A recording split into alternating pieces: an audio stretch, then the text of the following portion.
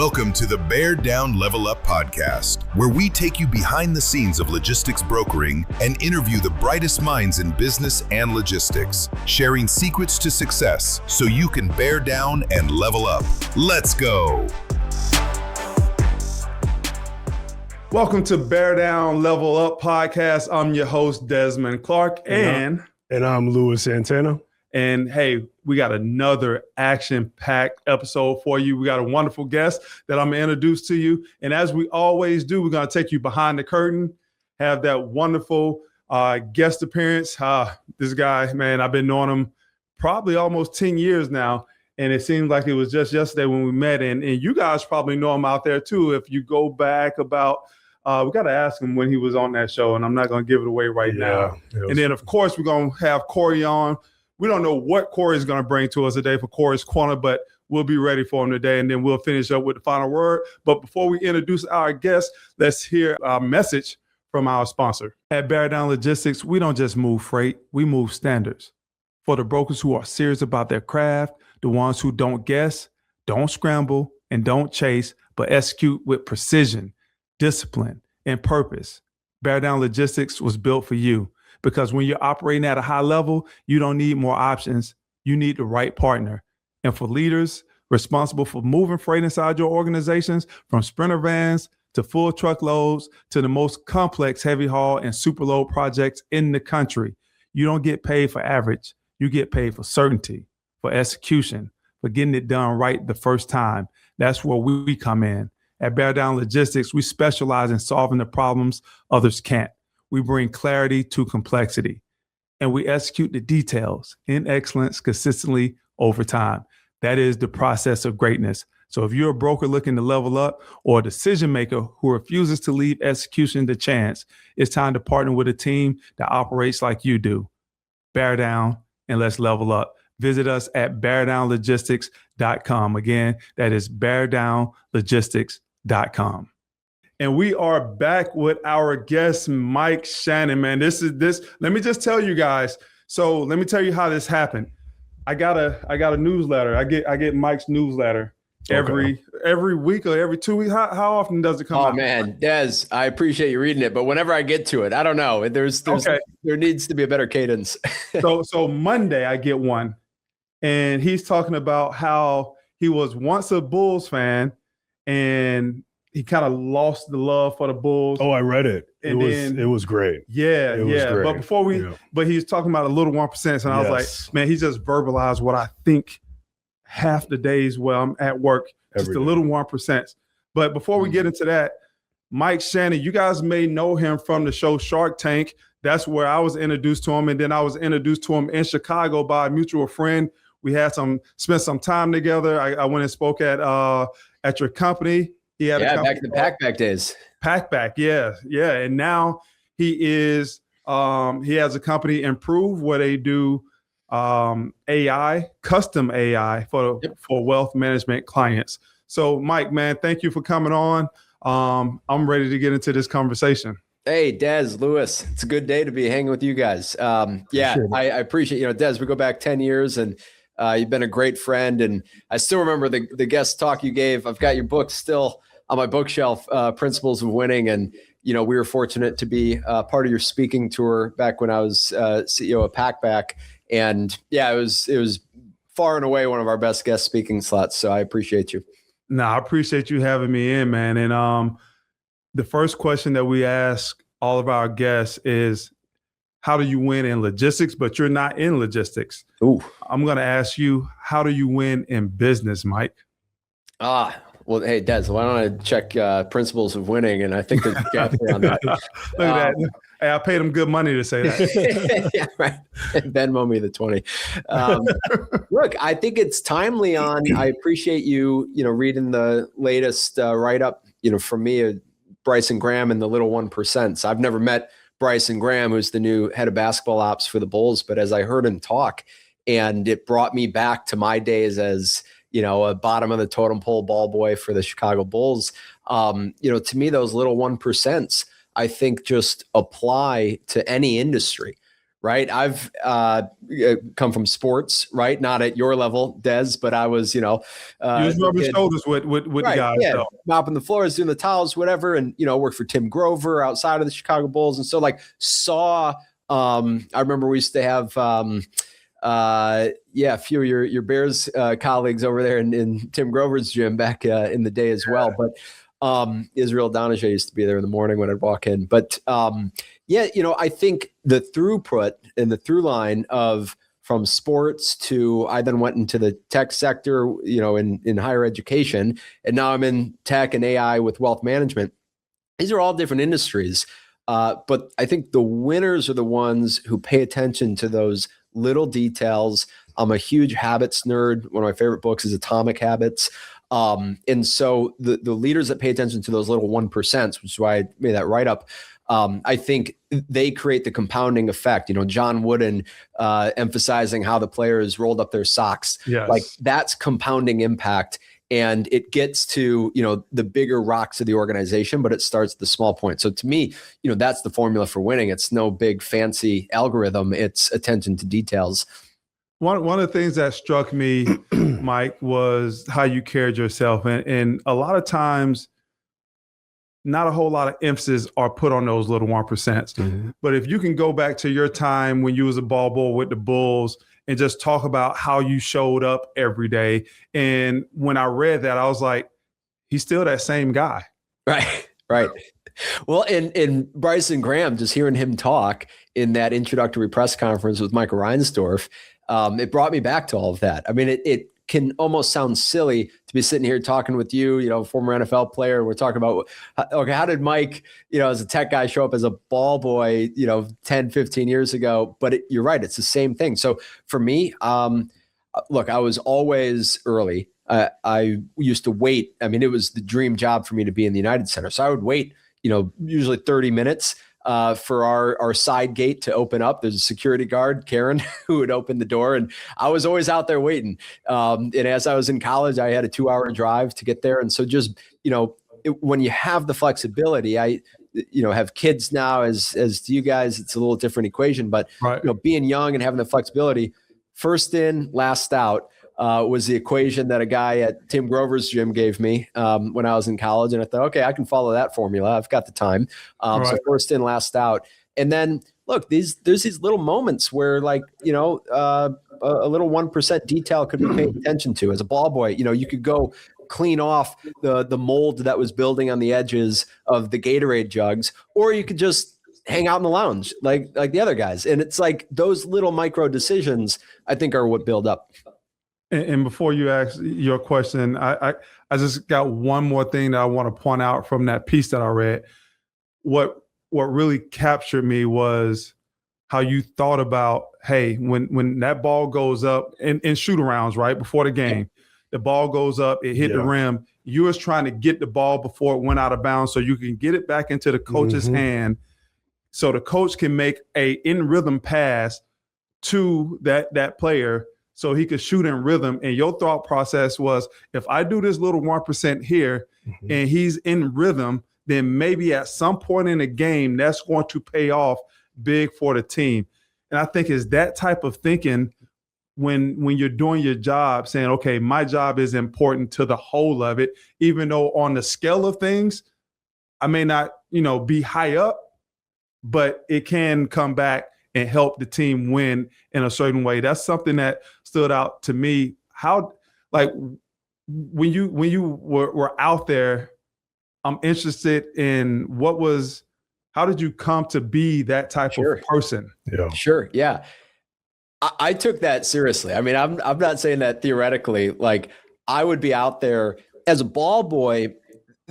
The hardest part of the job, because it's tiring, is this 2 to 3 hour stretch before a game, before any fans are there, where you're just hustling around catching rebounds. And it sounds so simple. It's like if it's one person shooting, one ball comes down, you catch it, you throw it back to the coach. But the reality is, you'd have your warm-ups on the football field. It's like 3 or 4 players shooting at a time. Each has an assistant coach who passes to them. And so, relay that to business, right? It's like a funnel.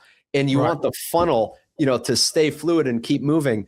And some of these assistant coaches would get honest. Like I'm watching the Knicks right now. Rick Brunson, Jalen's dad, that was one of our guys with the Bulls back in the Thibs days, and he was hard on the ball boys. And I, got to be cool with him because I would just make sure, Coach Brunson needs a ball in his hands, and Coach Ron Adams and Mike Wilhelm. Like these were the guys that I developed a relationship with because they were the ones who needed the supply of, consistent rebounds. They don't want to hiccup when they're warming up Ben Gordon or Derrick Rose or whoever it was. So now relay that to the business world, right? In every company I've built, I think about serendipity, right? Or the right place, right time moments as something you can manufacture. And it starts with these little things, right? So it might be attention to these small details. It's also, the way you think about relationship nurturing, which Des, like you're the master of this, right? But I think of it like paying rent in somebody's back of mind thoughts. I can't tell you how many introductions have come my way in my career that I'm just so lucky to have that happen. But the little bit of rent paid, of staying on somebody's mind, providing something of value, being useful so that, and having them know like what I'm doing. Hey, right now I do custom AI and wealth management. Having certain people know that so that when they interact with someone, it triggers a thought, oh, you should talk to Mike. And now all of a sudden the serendipitous or right place, right time moment occurred, but it was well in advance, sometimes years in advance of these like little 1% details that led to that big moment that can seem random, but really it's not.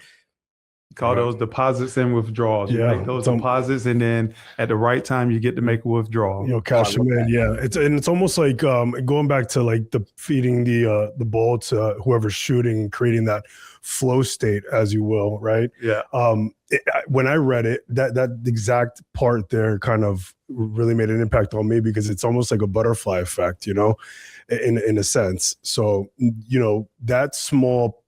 You having a purpose in what you were doing that day in your job made you feel like what you were doing in turn was great, creating a bigger purpose for everyone out, around you.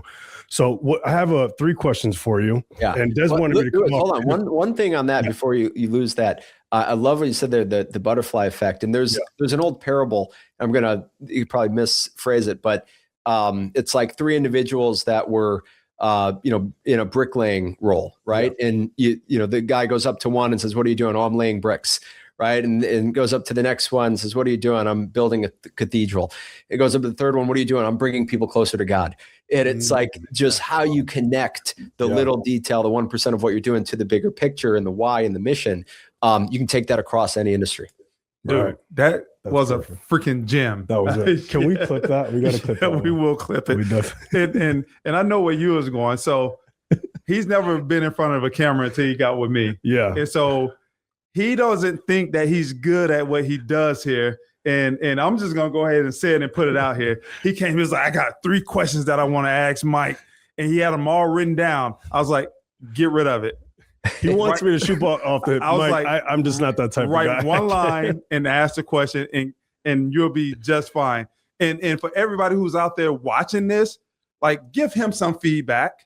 Let him know that he does a good job here because he's so freaking hard on himself. And I was like, "Dude, you're fine." But anyway, go ahead and ask. Well, I've seen the other episodes, Louis. You're doing great. And by the way, the ability to make the guests feel comfortable, I think, is half the battle. And so I'm feeling good. So good. Please, I appreciate it, Mike. I appreciate it. Let me just read off one, and then we'll go off the other. It's practice. It's practice.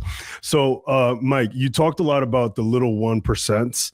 What's an example of a tiny detail in business that most people overlook? But you believe separates winning organizations from others? Oh, it's a great question. So a little detail that most people overlook. I think in the way an organization communicates, that's an interesting detail right now, especially in the age of AI slop, right? We can all have a very active social media feed of AI generated posts all over the place, right? And so nowadays, I think even more than ever, the attention to the authenticity of, and I'm in the game of helping folks leverage AI. And I think AI can be leveraged in content in very good ways, right? Like you have this authentic conversation with me and other guests. I think it's totally fair to paraphrase and summarize and clip out some of that using AI. But to make the effort that in this case you guys are making, you're sitting in a physical room, you're standing out from a lot of the other content that's there. I think the way companies are communicating is a simple area to put a 1% detail on. And then it's just small habits, right? Like I would, back in the day when we were scaling Packback, which was my first company, and we were north of 100 employees. We had a fairly large sales team, and it was a pretty specialized sale, right? We were selling a curriculum product to PhD college professors. And so I tried to break down the muscles that had to be developed toward making a sale, right? And so we literally used to sit.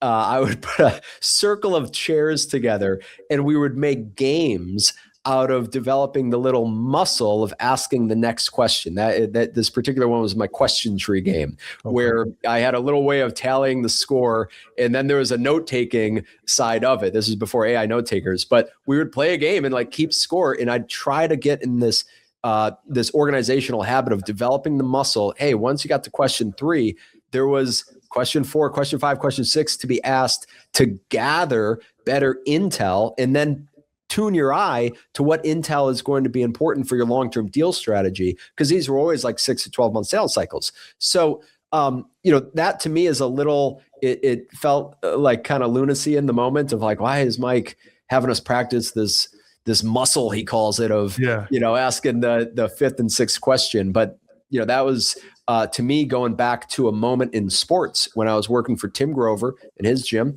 I was particularly working for a guy named Joe Boylan, who's an NBA assistant coach now. And we had a no-name player who was playing in EuroLeague by the name of Patrick Beverley, who was he had been cut from the Heat. He was trying to get back in the league. And Joe Boylan, who's now a well-known skills development coach and assistant coach, all that, he handed me a camera. He said, while Pat Bev goes around the three-point line shooting shots, hold this camera, aim it at his feet. Doesn't make intuitive sense, right? Well, what do you mean? Aim it at his wrists maybe, or aim it at the basket, see if he's making shots. No. We're breaking down the microcosm of he's right now landing on his heels. We don't want him landing on his heels because his shot is falling short. And so the next thing you look at is where was his wrist? Well, where's his heels? And they want him landing on the balls of his feet. So I stood there, and then Joe sent me to the film room, and I broke down a film package so that Pat Beverly, who was a no-name playing in Russia, could study the way his feet were landing. And that's like the athlete mentality. Des, you probably have more stories of that than me, that I think a lot of business people can take better advantage of. Yeah. Wow. It's one of those things, say as a athlete or as a professional, right? If you want to be best, you got to have this mentality. Most people try to do it until they get it right. Mm-hmm. But the greatest of the greatest, they do it until they can't get it wrong. Yeah. Ooh, totally different mentality. Yeah. I like it. So here's a question for you. Bryson Graham, you mentioned having a founder market fit. What in leadership are just a top quality in leadership would you say a leader should have? Oh, great. I remember writing that. So thanks for taking that note, because that's not really talked about, right, in these sports roles. But his inherent nature as a Bulls fan, and just the appreciation and enthusiasm and willingness to say, hey, I'm not going to lie, I cried when I got the job as the Bulls head of basketball ops. Like, to me, that was his equivalent of founder market fit. And so in my world, tech and business, I kind of think about it, back to Des, something you said of what is it? Deposits and withdrawals. Okay. So there's multiple levels or categories of wins, right? Or withdrawals from the journey of entrepreneurship, the way I think about it. Very few times it's like first idea I pursue is going to end up being like a financial reward, right? And so, like, for me, having founder market fit or founder journey fit, I have to think about, is the path I'm setting myself on and going on with teammates, is it going to, give me access to the multitude of the categories of wins. So what are the categories of wins? Well, first and foremost, is the journey putting me on a growth trajectory that is meaningful to me, right? And so if I'm learning something random that I don't care about, okay, this is probably not, going to be aligned there. Am I getting into the circle with people that I want to learn from, right? I love to be the dumbest guy in the room, which was another thing Bryson Graham said, right? And so if I can constantly be put in that position where I'm around people just by, trying to crack into a market, I'm surrounding myself with people that I enjoy being around, I'm learning from, right? Then there's, hey, does idea 1 and getting into the game potentially lead me to discovering idea 2 and idea 3 that might eventually, be the winning concept? And that's what happened with my last company. Our first idea that we were on Shark Tank for, it blatantly failed. We tried to rent textbooks by the day. It didn't work. But being in motion, we were discovering that there was other problems to be solved or jobs to be done. And then ultimately, there's, can I actually, grip some traction in this market and continue to climb and get more of it? But there's multiple categories of the win. And so I think that's the thing that some entrepreneurs, like when they're first starting off, they'll write off the journey too early. Right. If they would have just kept going, hey, maybe they never exited a company, but back to the people they're around, a job opportunity opened up because they learned things they wouldn't have otherwise learned. And they all of a sudden interacted with, Des Clark, and he's got a logistics company he's launching. And so he hires them. Like these, again, manufacturing serendipitous moments occur when you get in motion.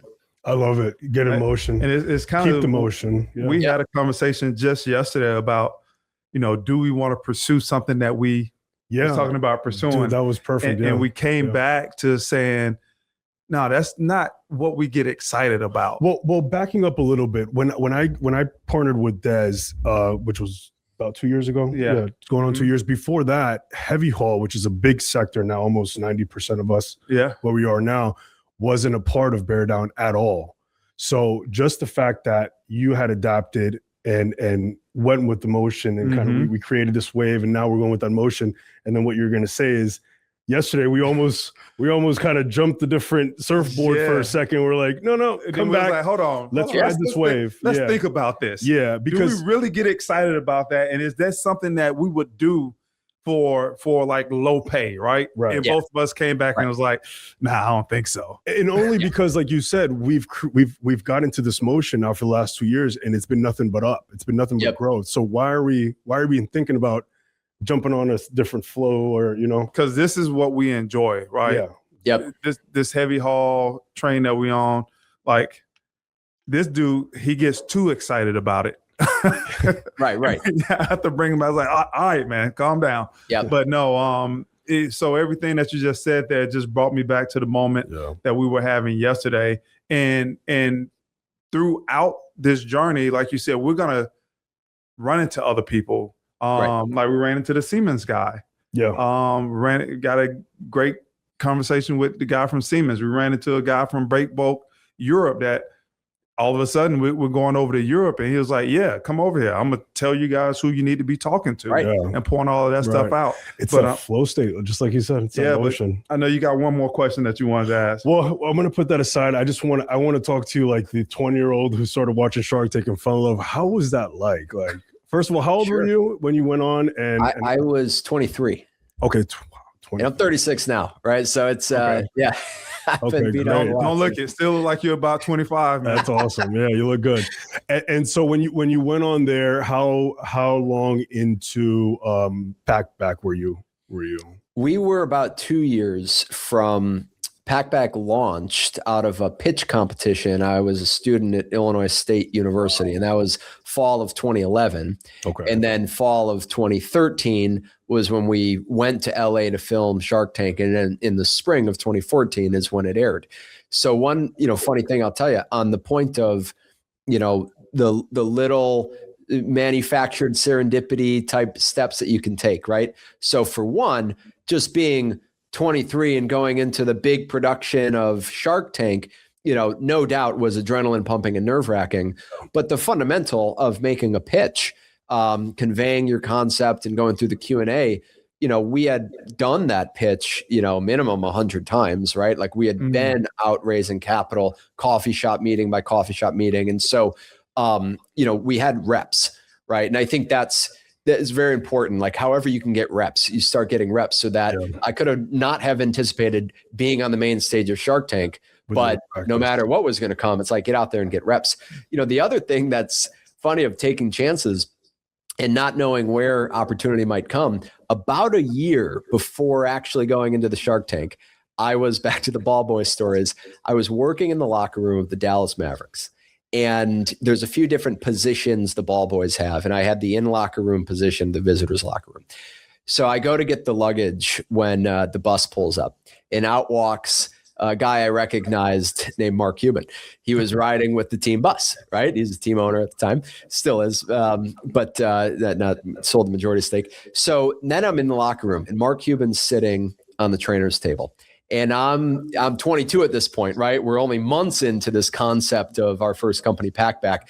And I'm sitting there and I'm in my head, okay, get the words right, get it down, go introduce yourself to Mark Cuban, see if you can get his email and, get a pitch out for 2 minutes. And 90 minutes go by. He's available the whole time. Now, there were some others in the organization around him that maybe would have, told people at the Bulls, hey, you got a ball boy bothering our owner. So there was some risk there. But basically, I froze. I could have gone up and just fumbled the pitch, and I frankly should have. And after the game, I thought, all right, I'll get him after the game. But the Bulls won by like 30, and he was annoyed, and so he gets right on the bus. Bad time. I'm thinking the whole time, yeah. So I'm thinking I blew my one shot at Mark Cuban. And about a year later, as luck would have it, we get in the Shark Tank. And so in part of building rapport, I told Mark that story. It didn't air on television because you pitch for about an hour and they cut it down to, 9 minutes or something. But just having those little things of, being able to honestly tell him, hey, I've been kicking myself for a year because I had a chance, to introduce myself to you and I blew it. And then kind of make a joke about the Bulls winning and stuff. All those things, kind of lead up. And so after that moment, I've gotten better at recognizing what the next don't freeze because Mark Cuban might not always be there moments are for me. And I just try to step in and at least, say hi to the person. And even if you fumble a hello in an introduction, you've cracked the door open versus waiting to get the perfect pitch. I think I told this story on our last episode when Manny taught me, because I had this thing where I would freeze up if I needed to talk to a CEO or president or company owner or whatever when I got into the financial management arena, because I was always one of those people that people always came to me and wanted something. But now I'm on the other side of it. I want to go to you because I want something. I want your business, right? I want to do business with you. And I didn't know how to approach that because I was never in that position before. But Manny taught me, he said, how would you like to be approached? Like, you're Desmond Clark, right? How would you want somebody to come up to you? And this goes for anybody, not just because I played football, but for anybody. How would you want somebody to approach you? Just like a normal human being, like, hey, how you doing? And Mark Cuban probably was the same way after you got to know him. Like, if you'd have just went up to him and said, hey, Mark, I'm a big fan. Hey, I love what you're doing with the team. Do you mind if I take 30 seconds to tell you what I do in hopes that you may like it? You may not, but can I get 30 seconds? And he would have probably said, what you got, Mike? Yeah. And what I didn't realize so I love that story, Des, and you don't have to close the deal up front. Right. It's like in sales. You just want to get to the next meeting. You just want to put a face to a name. And so I do that all the time now at conferences. Hey, I don't want to bother you much. I admire you from afar. Want to put a face to a name. I'll send you a LinkedIn connection. And then I get out of their way. And it's like, just start the dynamic there. And so, it's like and if you do that 100 times, well, now those seeds that you might nurture over time, right? By then trying to add value, trying to be useful to them. It might be years later, but something can come of that. Absolutely, man. Did we forget anything? Anything that you? Let's talk about that book that you got. You kept showing my book. Let's talk about that book, your book. Let's talk about that before we get out of here. Yeah, sure. Well, okay. So on that note, and we can talk about the book, but Des, let me tell you what I love about you. And I still remember, you were one of our best guest speakers we ever had at Packback. We had 100 young employees all on the edge of their seats listening to you. But I think the ability and the willingness to go be a rookie again in a new arena, like what a life skill that is. Yes. And to me, you exemplify that. This guy's played in the Super Bowl, been a Pro Bowler, all this, that, and the other, TV, all that. But you launch, you've been in financial services, you launch a logistics company. Like, you're talking about being nervous talking to a CEO. Those guys are probably nervous talking to an NFL player, right? But like, you have that rookie mentality. And so how many people get into a comfort zone and then don't break through the comfort zone again? Like I got 2 boys. My youngest son's going into kindergarten in the fall. And I just watch with admiration the way, by necessity, a young kid has to continue to go to discomfort zones and turn them into comfort zones. And somewhere along the way, we get some degree of success and we stop doing that. So that's another thing, like with you as a role model to me on that, like I try to think about being a rookie again, be willing, to go into the new playground where you don't know anybody and they don't care what you did before, and see if we can make it our turf. I love that mentality. No, and that's exactly what we talked about going to Europe. In June to pitch our business in Europe. I don't even know what language they're going to be speaking over there. Yeah. But you know what, Mike? We're going to freaking figure it out once we get there, right? And now that we've made a few connections, now we got somebody to point us in the right direction. And just like you said, we're going to go over there and it's going to be eyes wide open, not knowing what to expect. But hell, let's see what we can do. Well, we're trailblazing for our industry as well, so it's for our sector. Yeah. So that's a big thing for us too. So go get it.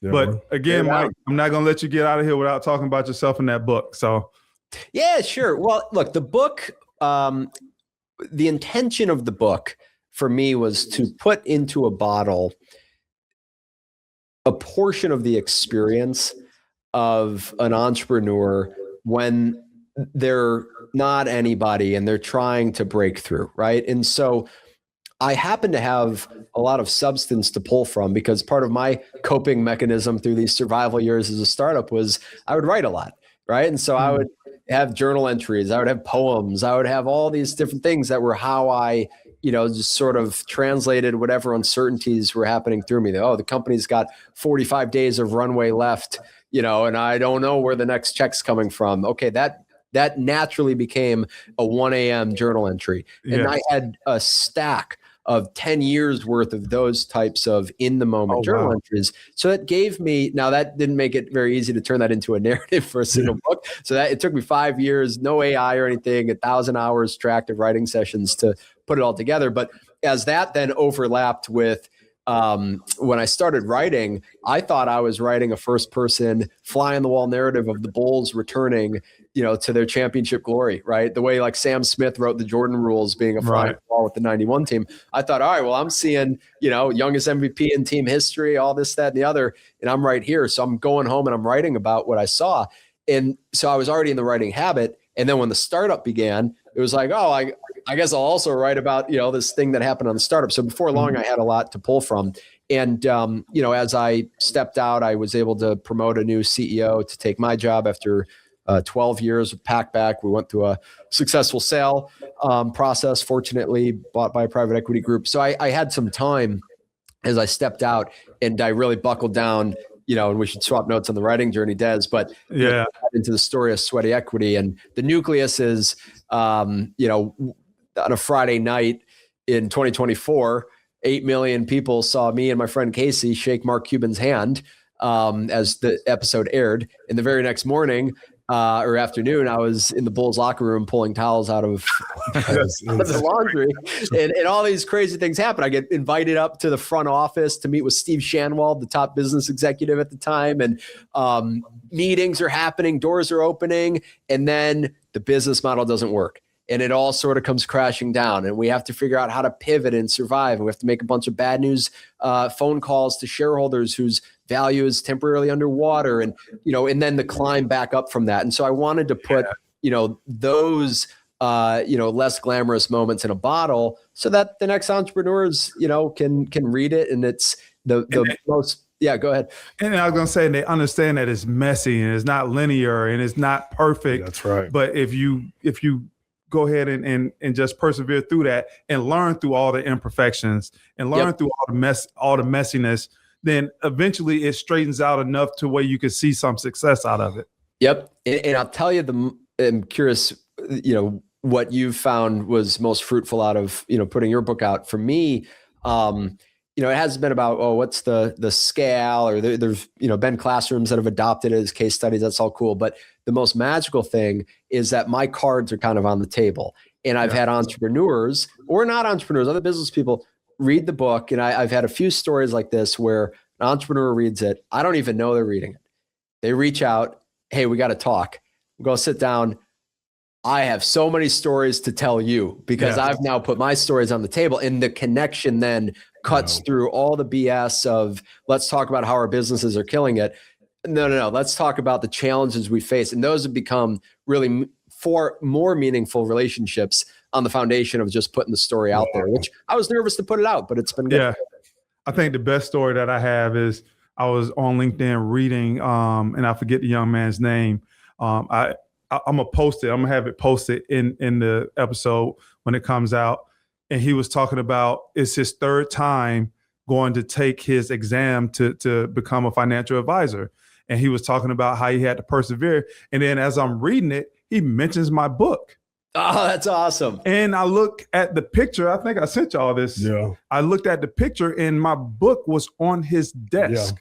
Amazing. And I'm getting chills right now because you never know what those stories are going to land. Who you're speaking to. And who you may be helping just by sharing your experiences. Totally. So Mike, as we get out of here, tell me the name of your book. Yeah, it's called Sweaty Equity. It's always on my desk, but yeah, Sweaty Equity, a ball boy, a billionaire, and the bonkers startup tale you've never heard. But it's on Amazon, just Mike Shannon, Sweaty Equity. Yeah, and check out Mike's company, Impruve, and that's spelled IMPRUVE. Did I say that right? That's it. Impruve. Hey, Mike, I appreciate you coming on. And man, we're about to go to our next episode. I don't know if you've seen this, Mike, but our guy Corey Davis in Corey's Corner, he always come with something crazy. We never know what he's going to come with. And he always challenges us with something. So we're about to get ready to go into that episode. But before we do that, let's hear from one of our sponsors. This next segment is brought to you by Bear Down Logistics TMS Alvis. Just count the time your team spends jumping between tabs and spreadsheets, re-entering data just to move a single load. That's margin walking out of the door. The Alvis TMS has a complete fix for that. Trust me, they rescued me from the hell I was in with my first TMS I implemented when I started Bear Down. From tender to payment, your entire operation can live in one place. With built-in automation and intuitive workflows, freight operation teams across the country, including mine, are creating loads at under 2 minutes and getting 2 to 4 hours back every single day from these manual tasks. Start being less busy and become more productive. And let's get those loads loaded up and moved out. Go schedule your free demo. It was life-changing for me and Bear Down Logistics. Tell them Des Clark sent you, and that is Alvis, spelled ALVYS.com. We are back with Corey Davis in Corey's Corner, man. Hey, now that we do this, and this is a thing, like I'm always wondering what the hell is Corey gonna come up with? It's next. Like a Pandora's box. Yeah, you don't know what you're gonna get. What, Corey? You've been on. You're making Des nervous, Corey. Every week you're making this guy nervous. Like I'm gonna stump his ass this week. He ain't gonna come with something that's gonna stump me this week. But let's see, Corey, what you got for us this week? All right. Well, no trading cards, no game used memorabilia of that sort. But I wanted to lead off really quick. I saw a LinkedIn post. This is not crazy. This is actually more business minded. Okay. And I wanted to share it. It was a logistics broker, and he posted. It was a very simple post. It looked to be AI written, and it basically said, "Oh, he took a picture. The load got loaded. The driver took a picture, and they had it reloaded because the broker went back and looked at something, and he didn't like what he saw." It's an insightful post, but it made me mad because I was like, "This is such a kind of a dumb post. Like, why would you write this?" And it's AI written, you could tell. And then what really made me mad, and nothing against the guy, I don't know the guy, it had 400 likes. And then that's what made you mad. That's what made me mad. But I humbled myself because I had to sit and think, and what I wanted to share is you can be very hardworking, but you got to be loud too. You got to be loud. And that guy was loud. He got 400 likes. He was loud. So it made me learn something. Just speaking on that, you know, and I've been talking about this more and more and more, like all of the content that Bear Down Logistics put out, right? All of the content that I put out personally, like it, as that continues to circulate, people get to know the name, right? And get to know Bear Down Logistics, Corey Davis, Louis Santana, Desmond Clark, Heavy Haul, this, that, and the other. And what you're saying, it becomes louder and louder and louder. And then you start getting opportunity off of it just because you're the one that's out there screaming the loudest. Yep. And I wanted to share that too, because I overheard you interviewing Mike. That was a great interview. You mentioned looking at a LinkedIn post in that interview. Mm-hmm. And I was like, oh, I have to share this now because it was similar. It's like, you never know who's looking at those posts. Right. So I definitely wanted to share that, but you're absolutely right. And let's have some fun though. Let's have some fun. Here we go. All right. So at the time we're recording this, we're leading up to Memorial Day. You know, thank you for everyone's service and the sacrifice that they made. But a lot of people also cook out during the Absolutely. weekend. But I want to know what you guys bring into the cookout, and am I invited? Oh man, I don't think I'm having a cookout because it's gonna be too doggone hot. I'm going to an all inclusive. So yeah, you'll be in another country. Yeah. But if I do cook out, we definitely gonna have some burgers on there for sure. I'm not a big steak guy on the grill. I probably should be. Did you end up getting the big green? The big green egg? I didn't get it yet. Okay.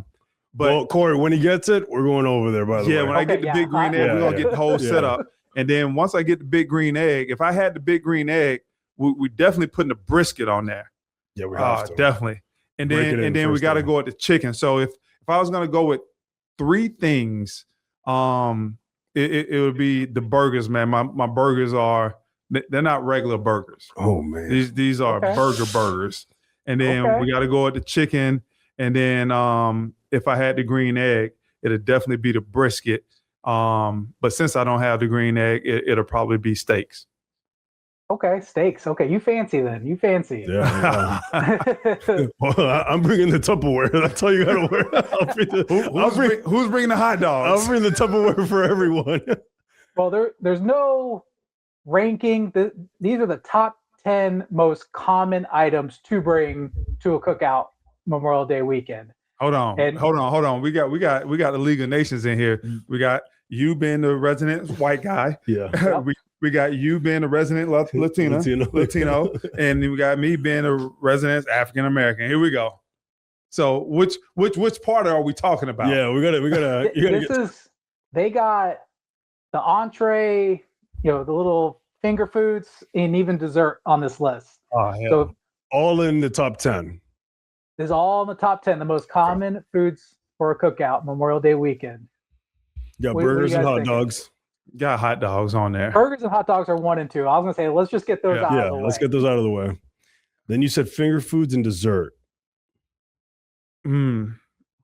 So we want to go Family Feud style here. I'll let you go first, and then once you get 3 strikes. 3? No, 2 strikes. 2. You only get 2 strikes before I jump in. All right, let me go with apple pie for dessert. Man, that is a good guess, and it's not on this list. I'm actually surprised now that it's not on this list. Okay. That's 1 strike. Let me see. I don't think I've ever been to a cookout. Wait, get out of here. Get out of here. All right, hold on. Let's back up. No, we just pulled your Latino card. Give me that card back. Because the cookout you guys are thinking, a Latino one is completely different. We're not, I mean, I guess I could tell you some Spanish foods. I know some of the Spanish foods. I'm going to tell you right now, my wife is Latina, None of those foods are on this list. I'm going to tell you right now. Yeah, that's what I'm screwed up. You go ahead. You go. Let me think of. Why you trying to say black people have more cookouts than the regular? I never been to that one before. You can invite me. So I can't even compare it. So you never been to I'm dying to go to one though. Oh my gosh! I heard they have some good domino games there. That's a good one.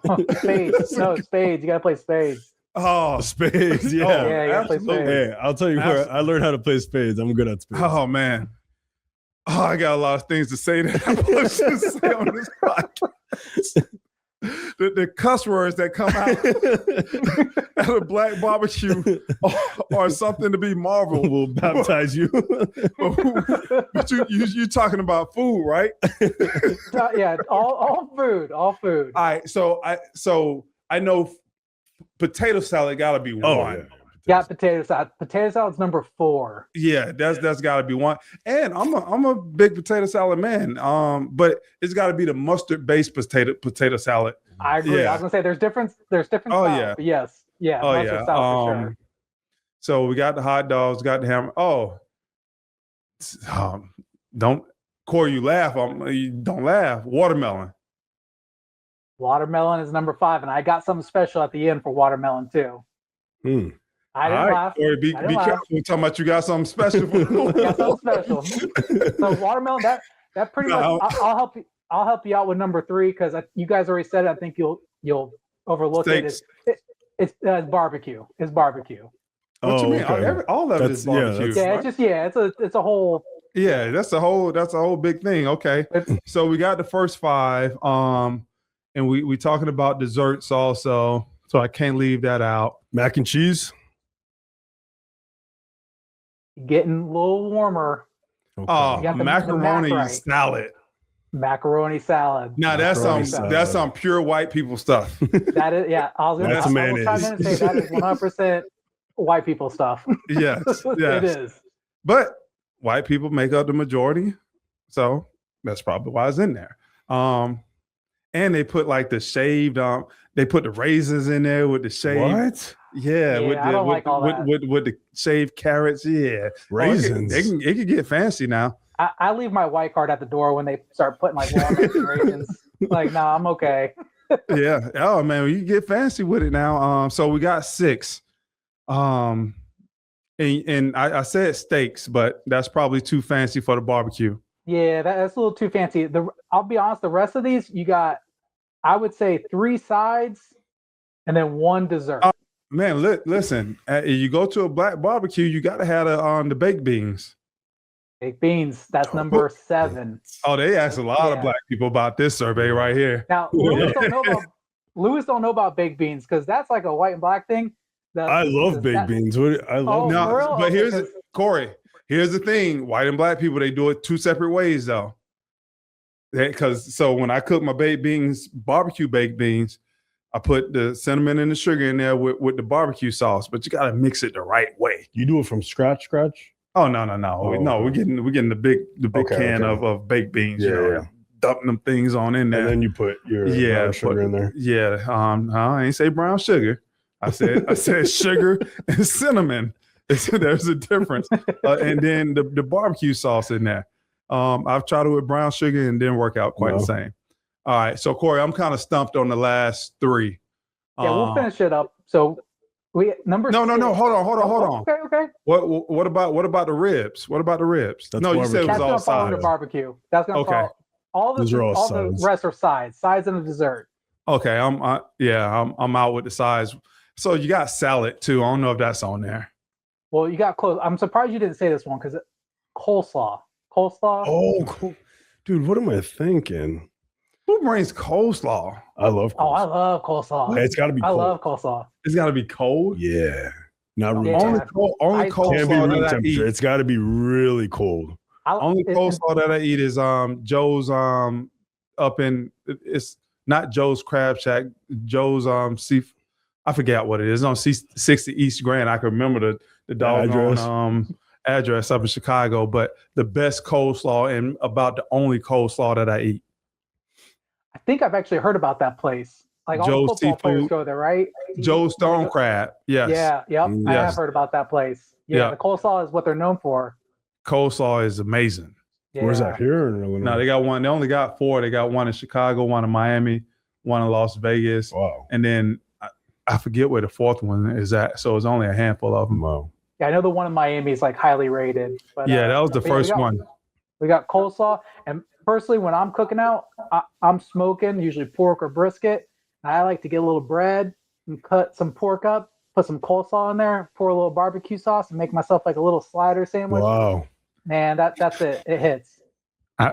We need to cook out. I can see that. Don't see you got the man hungry over here. He ain't ate in 3 hours, so it's about time for him to eat. Yeah, and then what was the last? What was the last one, Corey? We got corn on the cob at number 6, and then we got number Cornbread. 10 is a dessert, and that's strawberry shortcake. So Shortcake. I thought apple pie actually was a better guess. I would have never guessed strawberry shortcake, but it is. It's more. It is like a summer type thing. Yeah. It starts off summer, and then I wanted to go back to the watermelon, and I ain't got no jokes. But Florida produces the most watermelon out of any state. They produce 25% of the watermelon in the U.S. Wow. And I've done some shipments of watermelon down south. Immokalee is a city that's well known for the watermelon.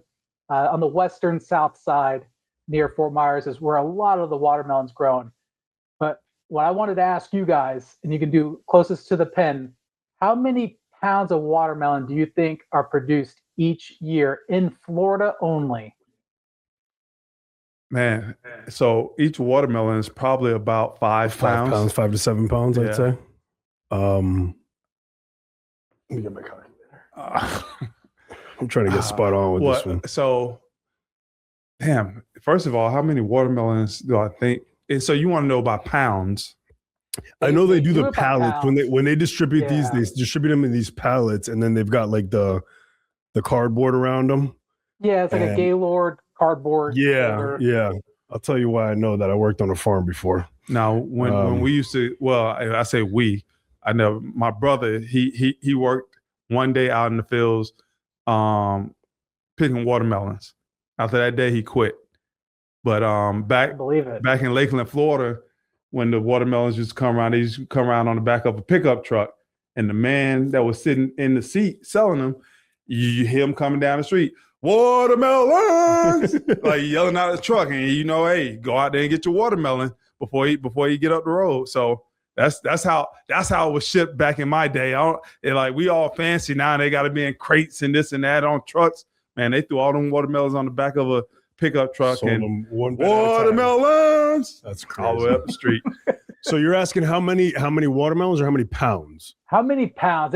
I try to get a unit of measurement, but because they sell small ones and big ones, they went by pounds Per How many- year. per year, just in Florida. Florida. I'm gonna go with 8.5 million. I'm gonna go just short of that at 6 million. Well, I got news for you. There's a lot of people that like watermelon, and it's over 1 billion. A little over Wow. 1 billion In Florida? pounds. Just in Florida. Man, Just in so Florida. hold on. So we got to do the math here. yeah, 'Cause so I'm let's just say they're 8 pounds a piece. So I went back and tried to get a unit of measurement. How many individual watermelons, and it said anywhere between 60 and 80 million watermelons. Just to give you In an Florida? idea. And that one I think was nationwide. Okay. But I would probably say 25% of that is Florida. So you're probably looking at 15 to 20 million. easily. And that's crazy. That's a lot. A lot of watermelon. And Yeah. I don't know if you've ever seen them pick the watermelon though. Like you were saying, they chop off like an old school bus and they just throw them in there as they Yeah. go. Yeah, and then they take them back to the warehouse and they just dump them. Yeah, It's like it's a old school method, but they do it and it's hard work. it is. And it's hot. Yeah. Oh, it's definitely hot. They got to Yeah. eat some of it too. You got No, man. So I didn't never know where Corey is going. but he went there. Now, that was interesting, Corey. Hell, everything that you do is interesting. So appreciate you bringing that to us. Hungry. Yeah. Anything else you got for us before we get on to the next segment? If you guys need any logistical services, I'm here, Corey Davis, specializing in trade shows and time-sensitive matters. And there we go. That's Corey Davis for you guys. When we come back, we're going to come back with the final word, and then we'll be wrapping it all up for this episode of Bear Down, Level Up. But before we do that, let's get one more sponsor read in. If you're running a freight brokerage and still chasing payments like we were a few years ago before Hall Pay, dealing with carrier fraud, or leaving money on the table, you need to check out Hall Pay. They give brokers like you and me flexible, non-recourse capital. Let me say that again, non-recourse capital. That's a game changer. Automated carrier payments and a verified payment network that protects you from fraud on both sides of every transaction. You can even earn revenue from quick pay. And if you work with small fleets, Hall Pay has carrier factoring programs for them also. So everyone in the transaction gets taken care of. It's the payment and finance platform built specifically for freight. Check out my guys at hallpay.io. That's spelled HAULPAY.io. And we're back, and we're not going to the final word. I know I said that, but before we go to the final word, what we got to do is take you behind the curtain for Bear Down Logistics. So recently here, we get leads, right, from SEO and people researching us, and we got a whole scheme behind that and how we get those leads in. And you got a lead, it might have been a month ago, and the guy sent it to you around 5-ish or somewhere in there. It's like 5 or 6 o'clock, yeah. Yeah, but you being who you are, you didn't respond to the thing until 1 something at night. That's when I finally got around to it, yeah. Yeah, and just so happened in this, like, everything is AI now. AI this, AI that. And we were being tested by somebody who wanted to pitch us some AI.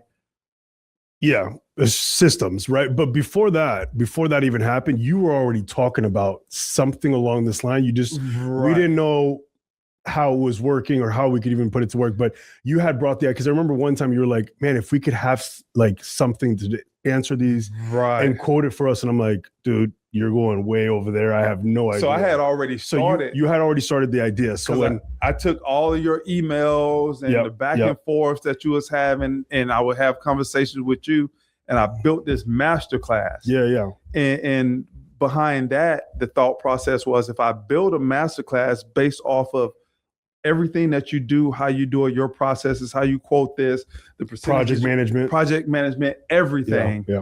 And I took all of your work that I had recorded and built a masterclass. And I say, okay, how can we have ChatGPT? He's trying to replace me. That's what his master plan is, to replace me and get rid of me. So when I said, Lewis, we don't need you no more. Yeah.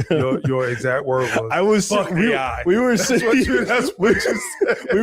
in the Midland airport. Was it Midland or Houston?